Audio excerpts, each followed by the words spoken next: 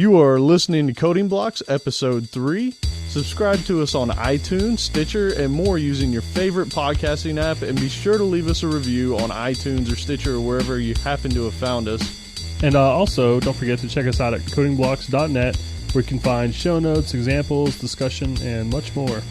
Send us your feedback, question, and rants to comments@codingblocks.net. And with that, welcome to Coding Blocks. I'm Michael Outlaw. I'm Alan Underwood. And I'm Joe Zack. And we've gathered around the proverbial water cooler to discuss source control today. That's right. In today's episode, we're going to step away from the keyboard And take our propeller hats off. And stay out of the weeds, if possible. And without further ado, I want to start off with a story. All right. So there was a situation where another person wanted to commit some stuff that they were working on, and they were convinced that their stuff was fine, it was all good, but there was a compile error. It couldn't compile. And this person was adamant on committing the code and pushing it into the main repository because it was not their problem and whatever. And I was taking the stance that no. Even if it wasn't any fault of yours, you've now found it. It's your responsibility. You should do the honorable thing and correct it. You shouldn't knowingly commit it if you know that there's a problem there. And we went back and forth on it until finally, lo and behold, we found out, it did turn out to be a problem that was newly introduced and got fixed beforehand. So reluctantly, the compile error was fixed and prior to the commit was being pushed into the main repository. But it brought me into this greater concept here, whereas the moral of the story being you should not knowingly commit broken code. So let me get this straight. So we've got, maybe the build wasn't working when they got started, but how do you test your code if you can't compile it? Yes, and that is a very valid question. That's a whole other ball. Right, yeah, it's beside the point. Testing, I feel like should be a different conversation here. We're talking about source control. I don't know if you heard the intro. Oh, right. But yeah, I mean, and just to be clear on that, though, there's a couple things that could go wrong, right? He commits that code. It goes into the master repository. Now, everybody who checks out is going to get that broken code. But even worse than that, people that have continuous integration things that are running behind the scenes, it would have gotten that code out of there. It would have built it. It would have stuck it out on a dev server, and everybody would have been down. Like, there's so many things that can go wrong. Yeah, so there's actually two things there. There's one is just my personal thing is I don't like to knowingly commit code even locally that I know is broken, right? That just seems like a bad workflow to me, because eventually that commit might make it up. And then if anybody wanted to check that commit out as a point in time of, hey, let me see what was happening from here, it's broken and it won't compile, and they might not know, is it something that they did or is it the state of the code at that time? But then there's also the concept of especially don't push that broken commit up to the main repository. Right. That's like all kinds of negative no. Right. And I mean, to go back on what you said about actually having a bunch of developers get that and wondering if they did it, you're talking about hours and hours of lost time, right? And there's nothing more frustrating than chasing your tail on something, thinking that you screwed something up, only to find out. Well, yeah, because I picture the story could happen like it's a year later, yeah, or some serious time has gone by, and you're like, well, we used to have this concept. Let me go back and check it. Oh, here's the commit. I think this was around the time I remember that we were doing it. Let me just check out this particular ID, and it doesn't build. What did I do wrong? Right? You know what, though? I got to admit, I do this all the time. Especially when I'm working on my own projects. Like, I cannot go to bed until I'm committed. And sometimes my project is tore up. And I just kind of, I put in a comment that's a really bad comment. It's something like, almost working. And now, see, this is where I think in that scenario, that would be where you would do something like a stash or a shelve command. And for me personally, No, I take a different approach. Like, we got the two OCD guys here that have to commit stuff. I leave that on my system and I don't commit it until I'm done the next day. Well, okay, but let me give you a scenario where that will not work, though, right? Let's say that I'm working on something, it's incomplete, regardless of whether or not the unit of work is compiling or not. It's just in some kind of an incomplete state, right? And I'm not ready to commit it. And then lo and behold, somebody walks up and they're like, "Oh my God, we got this big Sev1 problem. Well, I need you to look at it right now. I have to switch a branch, right?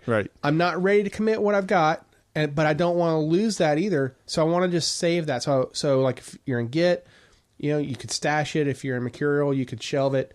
But my point is like, as my personal workflow, I don't like to knowingly commit something if I know that it's broken. No, correct. But those are two different scenarios, right? Like he's talking about, he's up working on his own project late at night, and then he's like, I have to commit this because I have to, because I won't sleep well at night until I do it. Well, did I misunderstand the scenario you were describing? You were describing it was broken though, right? Oh yeah. Yeah, it's broken, but he doesn't have to commit it. He's not working on anything else. This is his own personal project. He just literally cannot sleep well at night unless he's done something to save this into his repository. Well, I got another situation too. So this is the same kind of thing, but I'm upstairs typing away and I'm getting pretty close. I can feel it, but it's not compiling. It's certainly not working. And then the hour hits and I know the voice is on. Right now, I gotta watch The Voice with my wife, but I don't want to stop working, so I save, commit, push, and then run downstairs to my laptop to keep working. While checking out my man CeeLo. But you checking out the extra Christina. Come on, let's be honest. Okay, so it sounds like you're suggesting you use your repository at least for your personal use as a distributed file system.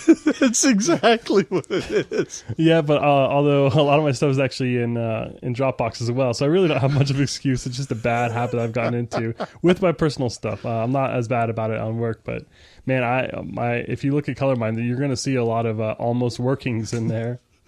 And I know it's bad, but it feels so right. So maybe that's fine right now while you're the sole developer on it. But if it ever got to where you have multiple people working on the thing, obviously that would be a bad idea, right? Because now you're going to have people pulling down code that straight up doesn't work. Yeah, but again, going back to the example that I gave, like even if you are the only developer on there and you have commits in there that are broken, and let's say that Joe a month later wants to go back to something, yeah, it's horrible. And from the commit, maybe the commit message and description wasn't clear enough that, hey, this one's broken. It might not be obvious from the get-go if you were to go back to that specific commit that, oh yeah, this is not compiling because there's something there. Well, that's why I like the workflow where you shouldn't knowingly commit something. If you know it's broken, don't commit it. Stash it so that you can come back to it later. But I say you don't even stash. I say you don't even stash unless you have the use case come up exactly like what you said, to where you now need to switch branches because you're working on a different problem. You don't even stash. You have it on your local file system. But I mean, in both of our scenarios, though, you needed to get away from it, though. I mean, the only difference in the stash versus his push scenario is that on the second computer, you can't get to it in the stash And scenario. That's what I'm saying. There's no reason to even stash it unless you need to switch branches, leave the code on your computer. There's no reason to do anything with it until you come back to it and finish it or have to switch to another branch. Another computer. Yeah, that's where his push comes in. On the local, and I was only suggesting the stash if you needed to save that state for some reason. Okay. And the example was, if you had to go fix a 7.1, but yeah, I think you just need to come with a better file system. I know I'm doing it wrong, but man, it's so convenient. And to me, it's not saved until it's committed. And usually even pushed. I just can't do it. Well, you know what's interesting about that? At one of my previous gigs, we actually had a decree, and this was partially due to the fact that we were using an old version of Visual Source Safe, which if anybody is familiar with it, concurrency was just it was basically it was the library model. It was how I referred horrible. to it. Yeah, you couldn't take if I checked out the book, nobody else could get touch the book. it. Exactly. So there was no concurrency. So literally there was a decree that every day at the end of the day you checked in your code.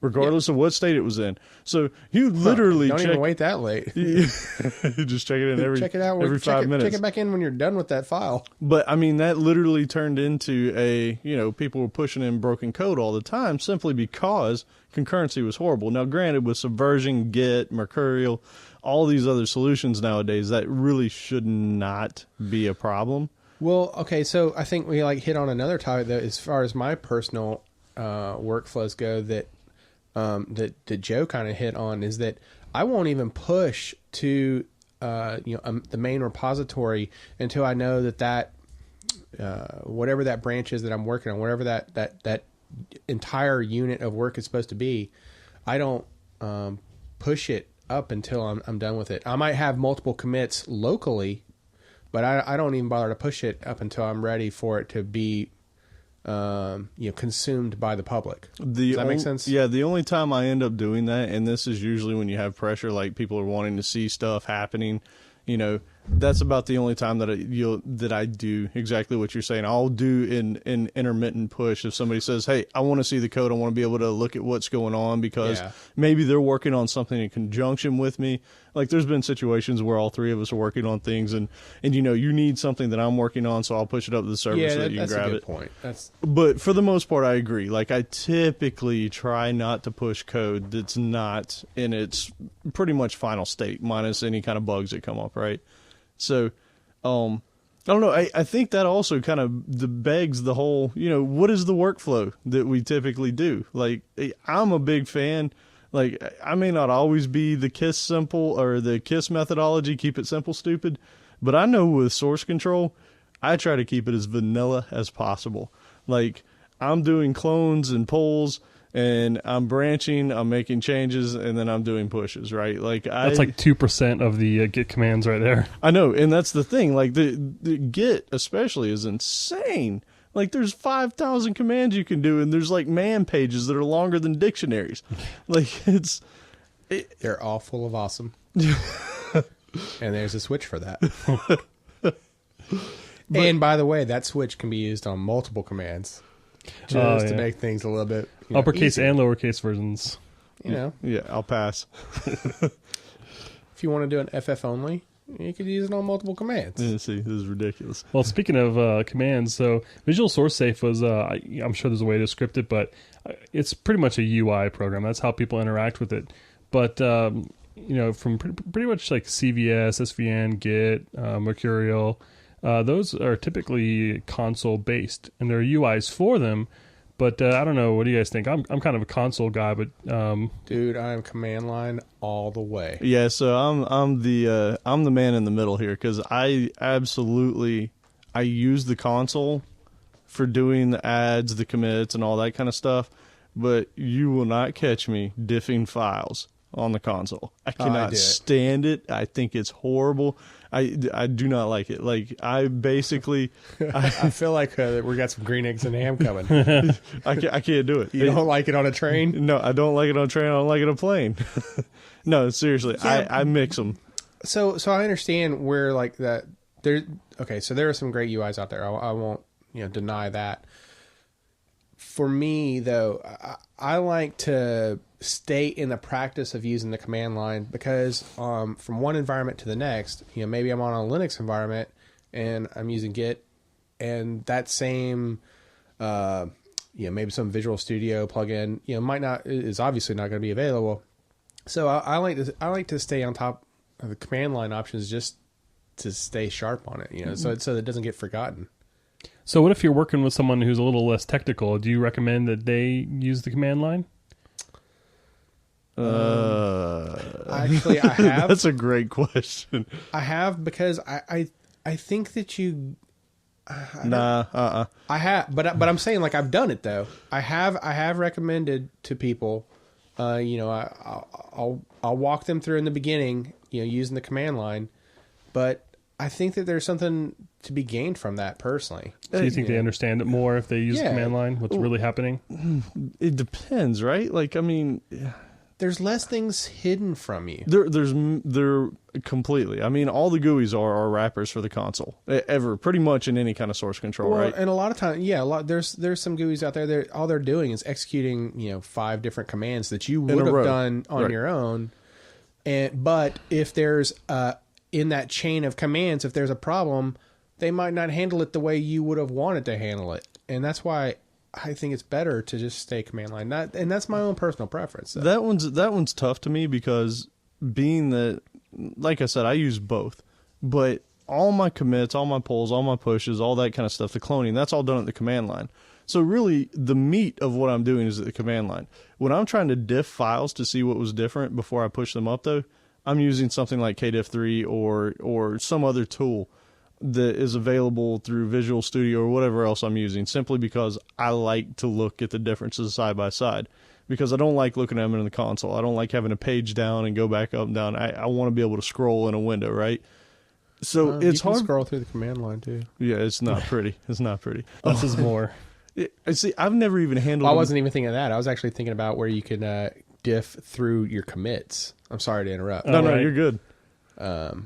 Yeah, I don't like it. But the one thing I will say is, it's almost hard for me to recommend a GUI because I don't use them that much, except for diffing files.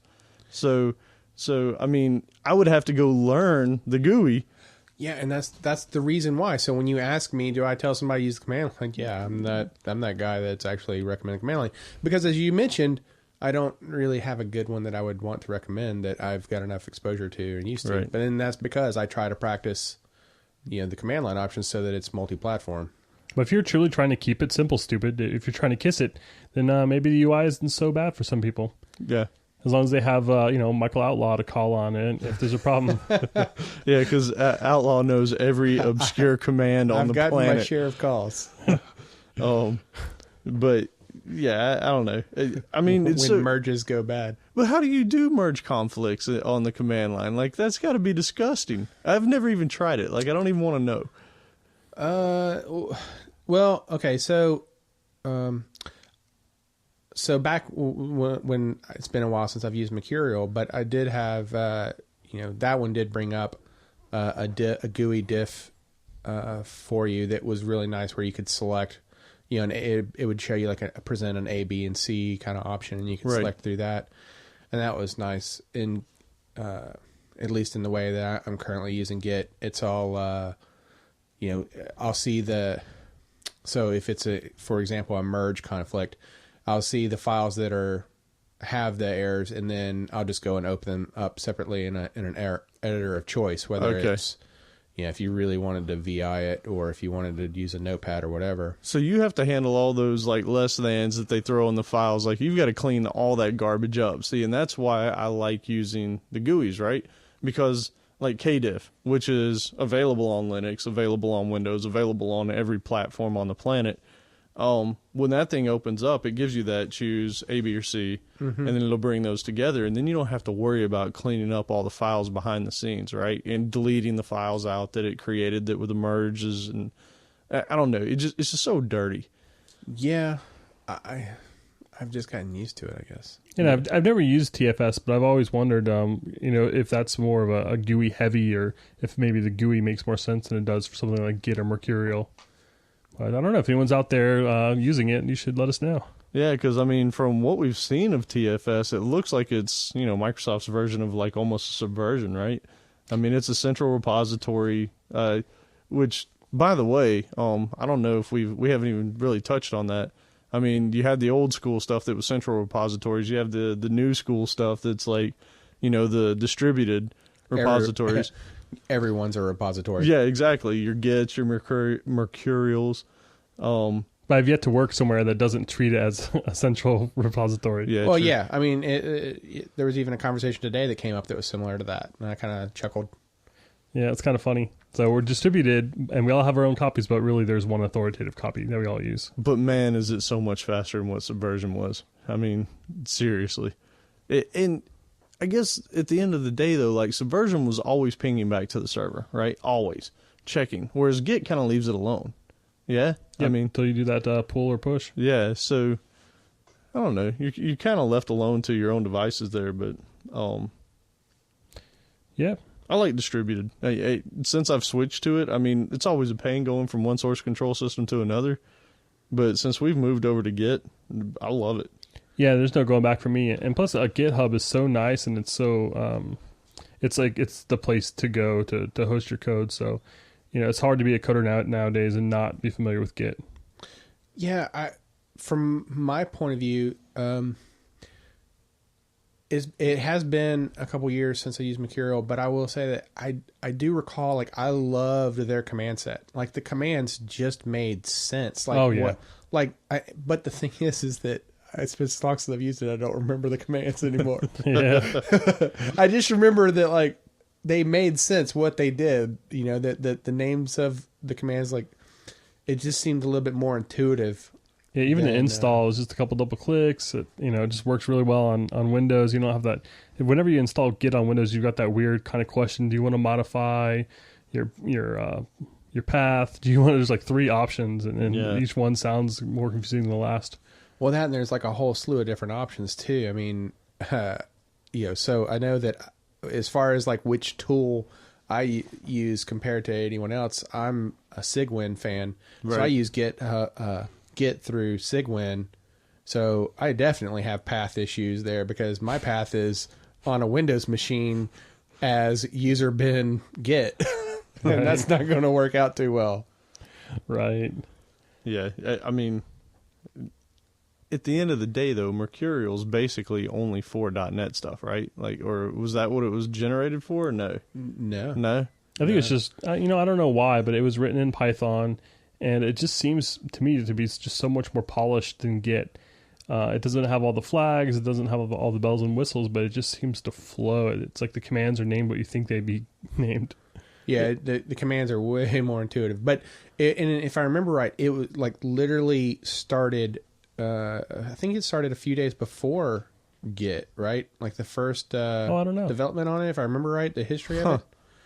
Like the history of those two are timeline wise, they were really close together to one another. Yeah. So there's a little bit of trivia. Yeah. Cool. Well, speaking of new repositories, and the rise of GitHub and its takeover, when you're committing to a new repository for the first time, this is really big in open source. If you see a project that you like and you want to add something to it, just want to mention a couple things that you should try to keep your names and style consistent, even if the current repository is totally wrong. And I know that can be tough, sometimes if they're using, spaces instead of tabs or whatever. Just consistency is more important, in my opinion, than being right. Yeah, I mean, especially if it's not yours, right? That's true. Yeah, it's really not yours. You don't go in and rearrange somebody else's house when you go over. No. Well, there's that one time. That reminds me of a story I heard, and I wasn't able to confirm it, but back when GitHub was first getting popular, people would write bots that would go out and auto-format other people's repositories. So they would fork the repository, auto-format, and then send a pull request, which can be kind of rude to wake up and see that someone sent you a pull request for, converting your tabs to spaces or renaming your variables, whatever. Just like cleanup type stuff. It's a little offensive, but it's also kind of funny. Just don't do it to us. It will be denied. Oh, wait, you just brought up something else we didn't touch on. So, like, one of the big things of source control is pull requests, right? Oh, right. I mean, that's probably, I don't know how many people have dealt with it, but it's beautiful. It's like code reviews before you actually commit things, right? Fully commit things. Or merge them in, rather. Or merge them, not commit before they get merged. It's a way of bringing more process into your organization, right? Yeah, I've never tried to submit a fix for anything that was on Subversion, but I can't even imagine what you do. I guess you just kind of take the files that you modified and you email it to the person like, hey, what do you think of this? Yeah, I mean, it's a beautiful thing because I'd worked in Visual Source Safe and Subversion for years, and there was no such thing. Yeah. Like, you committed your stuff, and, it was basically, hey, the heck with what you guys have. Mine's going in there. Enjoy. Yeah, exactly. But with, like, Git now, you can literally say, hey, I want to push these all into this branch. Hey, somebody take a look at this. Make sure I didn't do anything completely crazy. And it's beautiful, especially for companies that don't have a lot of time to do real code reviews. to where, hey, I got this thing we want to release, and then everybody sit down and do it. This is like almost, a check that's easy to do because it's kind of built into the system to say, hey, take a look at these, quickly, briefly go over them, diff them, and then bam. So what I really like is you can write up a nice description, and GitHub actually accepts GIFs now, so you can put like images and moving pictures inside your pull request, but it kind of minimizes all those little dinky commits that people may not be interested in, especially when the commit's something like almost working. Which we've already established. Yeah. And speaking of other of bad practices, wanted to ask a couple questions and see what you guys thought about some issues in source control etiquette. So what do you guys do with your branches after they're merged? Yeah. All right. So about that. Yeah. Right. So I'm scared to delete them. I'm bad about leaving them. Yeah, we can all fess up to that. But didn't, we had a discussion not too long ago about the fact that even if you delete the branch, the commit history is still you're not changing the commit history at all. So you can kill it off. Well, at least we're speaking specifically about Git, just to be clear. Yeah. But yeah, you're not changing the commit history. You're just getting rid of the branch. I'm bad about leaving the branch there, and I know that. And well, I think because part of it is that you don't always know when it got fully merged in. Well, I'm sure you have a command line thing. Oh yeah, no. No, there's totally. But my point though is that you make your commit, you push that into the master repository, create your pull request, and then you move on to the next thing, right? And it might be, there might be several days before your peers have a chance to do a peer review on it and approve that pull request. Under special circumstances, there might even be a delay before that pull request, even after it has been approved, gets merged into master. So sometimes it's just, laziness on my part for not going back and oh yeah, now it has been merged in. I can safely delete the branch from both my local repository and from the master repository. And I've actually reverted merges also, which is terrible. Don't do it if you can avoid it. But it's possible. But what's weird, I've been looking at automatically deleting all branches that have been merged in, and I did it on my local computer, and nothing exploded. It was fine. But what's weird about that is I'm deleting other people's branches. Yep. And so how do I really know that they're done with that branch? Do I want to do that on the remote server? Or, what happens if I'm working on a big team? So if you were to push all those, it would actually push and delete those from the remote, right? Yeah, I don't know if I like that. Yeah, I mean, you'd actually have to go through and look through the branch history to see which ones have been merged in and not, right? Yeah, but that wouldn't tell you that they're done. Right, and I've got a command that will only delete the merged ones. But it's just kind of weird. Well, like you said, you could still be working on that branch. You could have merged it in, continued working on it, and be ready to do another merge. It might be like iteration 2 of a feature. Yeah, so that's... Yeah, that's... not the end of the world, but, Yeah, typically you don't want to delete anybody else's branch, I don't think. Well, have you guys ever lost a branch? So I guess one takeaway from this is I need to get better at deleting my branches is what we're getting at. Yeah, I mean, I try to delete mine, but it's kind of like when your room gets too dirty. It's like, man, if I just cleaned it up a week ago, it would have been so easy. Now I'm just not going to screw with it, right? Well, I've definitely lost branches, and one way for me to do that easily is I'll commit something locally, and once I hit commit, I feel like it's truly saved. But for some reason, maybe it's the old subversion mindset. Like, I think when it's committed, it's like really safe, and then I go and reformat my computer, and then I go to merge it a day later. Yeah. I'm like, oh crap. So you didn't push it up to the repository, right? Yeah. So you really do use commit like a save. Like when you're closing that Word document, your commit is your save. Yeah. I feel like I'm just risking everything if I don't. Even though it's on your local computer. Yeah. So you're bringing this one up to support your use case of pushing it to the remote. I've done it. I'm not proud. But in fairness, how many people format their computer in the middle of doing a commit? Oh man, I've done it. I've reformatted 3 computers in the last month. Holy crap!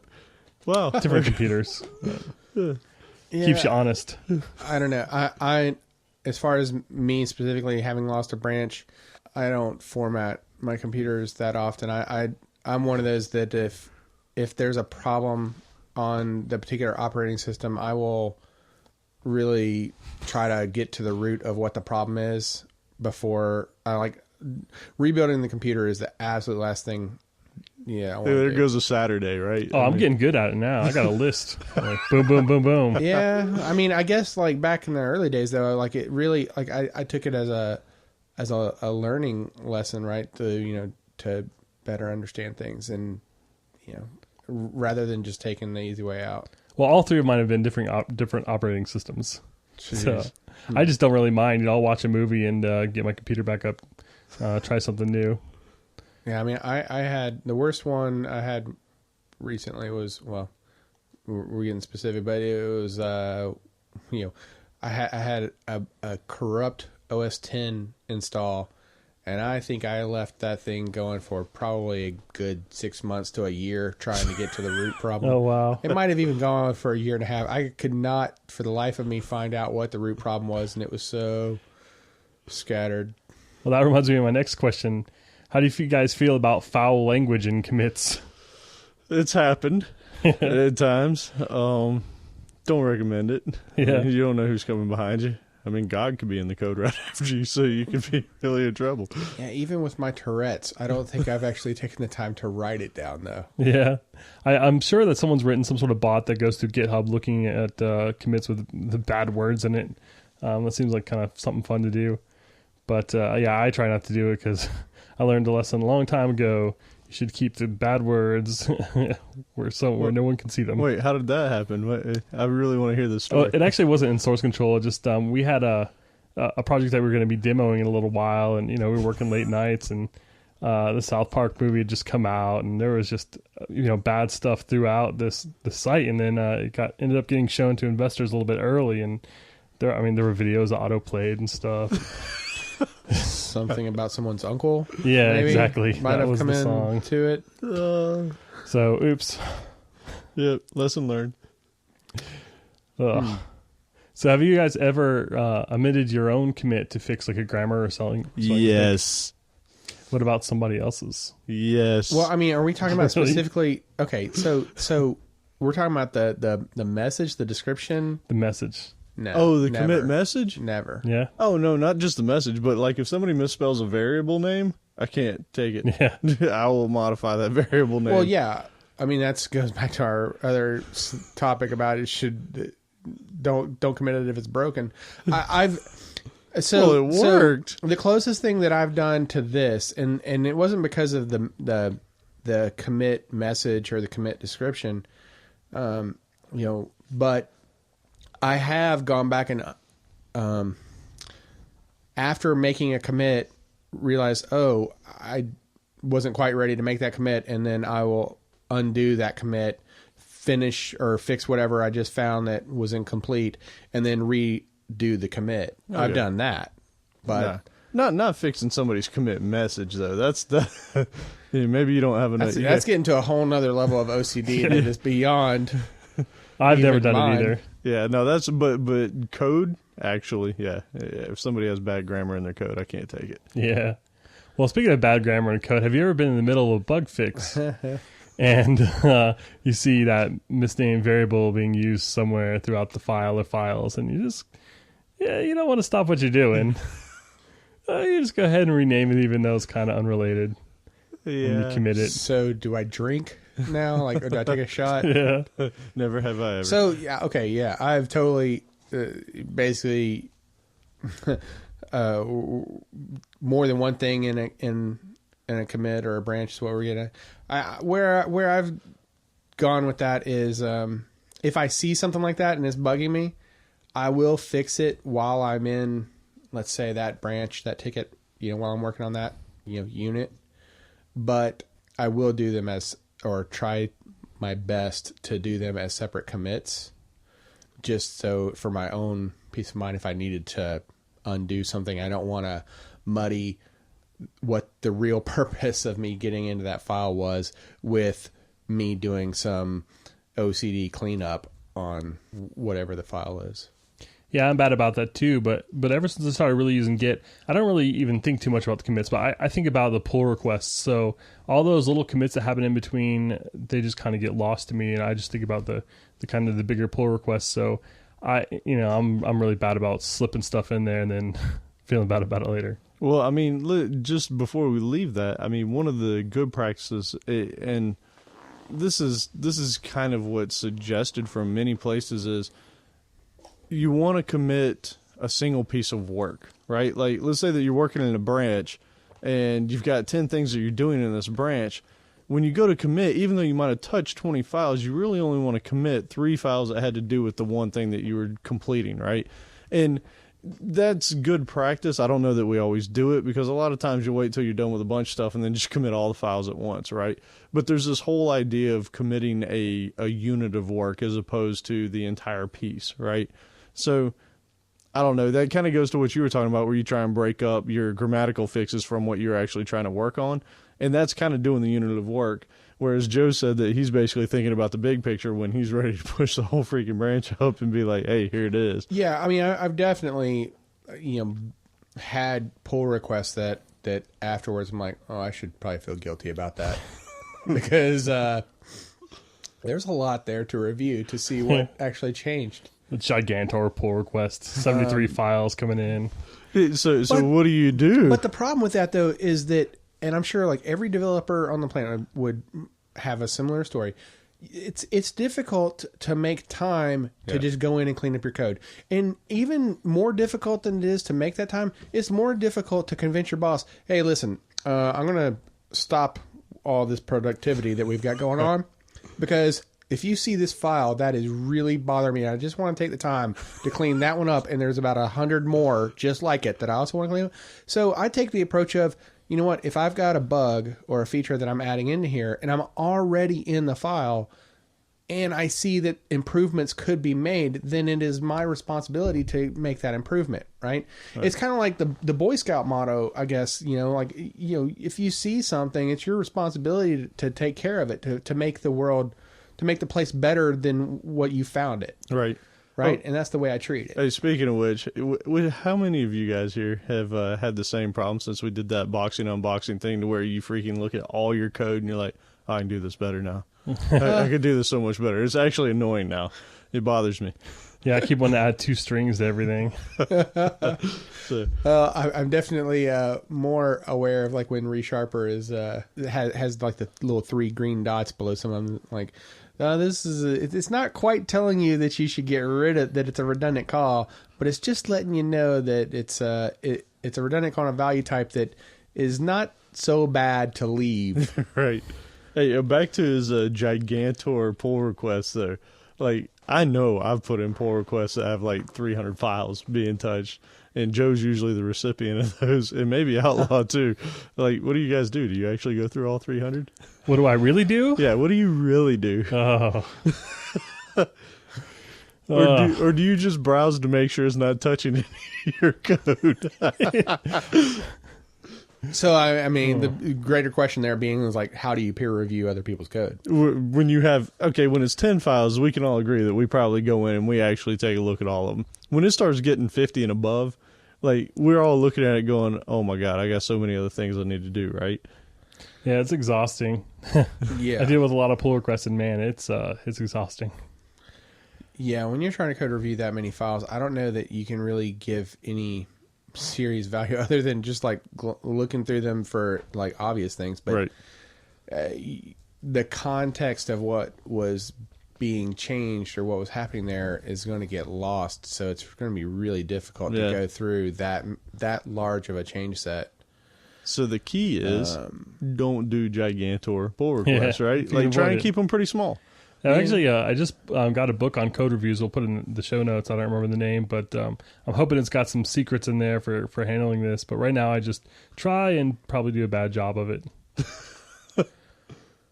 Yeah, I mean, I guess the proper workflow in that scenario that I was describing should be, I'm already in the file. I see that there's a problem with it. Let me create my whatever the bug fix that I'm doing or the new feature that I'm adding, and push that. Go ahead and create a pull request for that, but then create a separate branch as the cleanup branch and treat that completely separate from the bug or the new feature would honestly be a better way to do it. But like I said, I'm guilty of not doing that. Maybe another good thing you could do is just grab the person who did the pull request and be like, all right, Yeah. first file, what'd you do? Why'd you do it? All right. Yeah, it's actually not a bad thing. Yeah. So I got a good one now. Do you guys commit generated files? Usually no. Usually? Yeah, so the only thing that I can tell you that is different in that regard is being that we're typically in Visual Studio, we use NuGet packages, and we're in the process of trying to get a continuous integration thing up and running. It pulls things out of Git to do its builds. If those NuGet packages are not in source control, then it doesn't have them to do its build. So I have pushed in the binaries for NuGet packages so that when the continuous build is trying to do its run, that it can do that. But otherwise, no. Like any of the bins or obs or anything like that, no, I don't. So I have mixed feelings about this one. So if it's anything that I can create, then no. Yeah, fair enough. If it is third-party DLLs, for example, and maybe those are hard to come by, which is less and less every day, but in some scenarios, then maybe I do want to have a history of those, especially like if I get a new version. That's about the only scenario that I can think of where I've done it.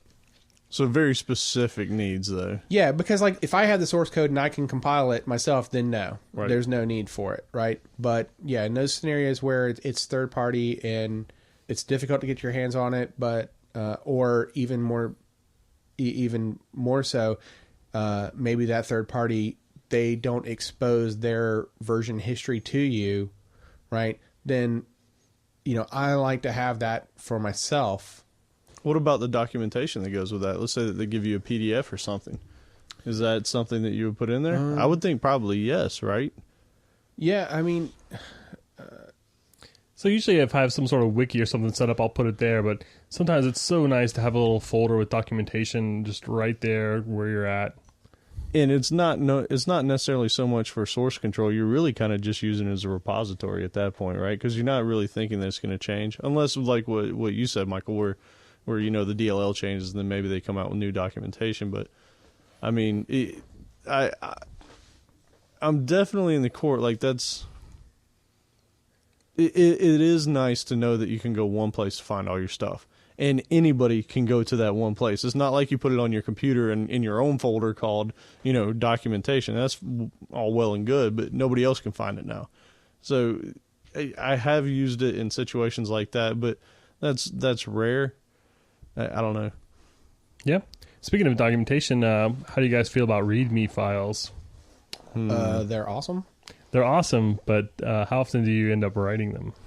Not often enough. Well, okay. So, I mean, if we're talking about for every pull request, is that what we're talking about? Like, No, I just meant like roots of maybe projects For your whole solutions. project? Yeah, for projects, sure. Probably necessary. I'd say in today's world, you should have one. If you're putting anything out that anybody else is going to touch, it should be there. The first thing I do on GitHub is I create a README file like it suggests, and then I leave it blank. But it's there. That's there. No, I mean, I've actually tried to put some meaningful stuff in there at the time, or at least what I thought was meaningful at the time. Yeah, I try that to file. on my bigger projects, but it's a pain kind of. I don't know what it is about README files, and just even coming up with comments sometimes. Just the message for my commits are really tough. It's like I'll know what I did, but sometimes when it comes time to type it, I'm like, fixed the bug. Committed. Go back and look at the original ticket. Yeah. And actually, I don't know what I only fixed what I was told to do. it brings us to the kind of the fun stuff. One of the things we found when we were researching this podcast was a website called whatthecommit.com. That's http:// thecommit.com. And that'll go in the show notes. Yep. And it's actually a comment generator. And it's fantastic. Yeah. I think we all have our favorites. if you don't, by the way, just a word of caution. If you don't like foul language, this may not be the place to go hit refresh 100 times because you're going to get a little bit of it. That's true. Blame Todd. Yeah, blame Todd. I'm sure we've all seen commits like this. I'm hitting the site now, and I'm seeing comments like, just shoot me, or this solves it. Some bad language. Yeah, probably one out of every 3 or 4 is going to have a little bit of that. Yeah. But it's a fun little site. And apparently coders are angry people at times. Yeah. Hey, my favorite of the ones that I saw earlier after my 500 refreshes on the page was Friday, 5 p.m. Right. Done.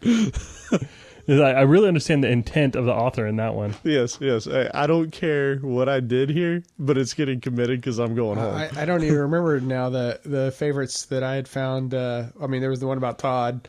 Committed, yeah. But there was another one, and I don't even remember that I'd found earlier. There's some comic gold on that site though. So some of my commits might be a little bit more comical from now on. Yeah, I just saw one that I would do work in progress. Which should not have been a commit. I remember what my absolute favorite commit message from what the commit was. Don't push this commit. Hoping somebody would read that before hitting that merge button. I think my favorite said something to the effect of, I don't know why I'm doing this. And speaking of that, there's actually a website, there's a Tumblr called epicpullrequests.tumblr.com. And you can actually, it's got links to pull requests on GitHub and other places that they're epic. So you can actually submit your own there too, but they're pretty funny. There's some Chuck Norris references in there, some unit testing stuff, change all colors to hot pink. Some joke pull requests, which are funny unless you're getting them all the time, I imagine. Yeah. If you're the one managing all those approvals, you're probably hating life. Yeah. And we already mentioned using GIFs in your pull requests. Which can be a good or bad thing. I've seen some pretty obnoxious GIFs. Oh, GIF. No. No. All right. So for you listeners out there, we would love to hear from you. Do you say GIF or do you say GIF? Well, wasn't this debate just settled by the inventor of the stupid format? No, it shouldn't be. I don't care what he expected it to be. Unless he agrees with you? Maybe. I always liked the mantra from a long time ago, like choosy hackers, choose GIF. Nice. Well, if we can find that URL, we'll throw it in the show notes. Oh, dear God. Shoot me now. Is that my name is Earl? Oh. All right, wow. Maybe we've definitely stayed out of the weeds. Yes, completely. Oh man, well that's pretty much it for the fun stuff I wanted to mention. Yeah, beautiful. All right, so some tips of the week then. Anybody got some I found my favorite tip so far, and when I saw this, I was dancing around the office. Had to share it with everybody. He did. I thought it was fantastic. So okay, here let me first paint the picture for what this looks like. You have a scenario within Visual Studio. This is a Visual Studio specific tip. And let's picture if you had 2 lines of text, and they're both using like the same namespace. For example, they're both in a system dot something, and maybe you already have a using statement up there, and you want to remove the system part from those 2 lines, right? So in Visual Studio, if you press the Alt key and then drag a box around the word system in that scenario with your mouse, it'll draw a box, and whatever you start typing or deleting happens across all of the lines at the same time. And it's beautiful. It is awesome. It looks like magic. Because outlaw. So in that simple scenario where like I mentioned 2 lines, you're like, oh, well, big deal. I could just like delete those.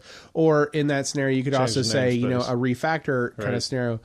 but it is awesome, to be able to edit multiple lines of code at the same time if you want to change the name of something, or if you maybe you have the same variable, because you could refactor it. Something I was going to say, like maybe you have the same variable and you wanted to append something to it, to the name. You wanted to add something to the name. It's hard to come up with a real good scenario, but it doesn't even matter. Watching it happen is like magical. Yeah, I'm just saying, like the scenario has to be though that all of the lines that you're selecting, that box that you're drawing around is something that you want all of those lines to do, right? So you the could text even just has to delete line it. up. Yeah, I mean, even if it was as simple as just deleting, holding down that Alt and blocking off a section and just deleting that whole area. Yeah, ever since I found that, I've been using it for deletes. Like if I'm going in and cleaning up, there have been scenarios where like I'm cleaning up code and maybe a using statement wasn't there, and I added in a using statement so that I could get rid of these long namespaces. Yep. And then maybe that same namespace was referenced 5 times in a row for different variables, and I just want to remove the piece that I've added in a using for. And I mean, there's other tools to do that, but that Alt left click, that's gold. We'll actually do a screencast on this so you can see what we're talking about, because it's pretty cool. It's actually one of those features that's just fun to use. It's like going down a slide. Woo! Great analogy. So I guess then my tip of the week is, this is along the topic that we were talking about today with source control.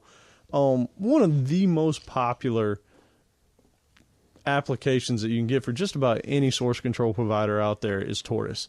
There's a Tortoise for Git. There's a Tortoise for SVN. I think there's Tortoises for pretty much everything. For Mercurial. Okay. So, and here's the thing. Like, if you're brand new to source control, it's fantastic because you can just go into Windows Explorer and you can see what's changed. You can see green on your folder, meaning that everything's good. You can see a red indicating that there's been changes.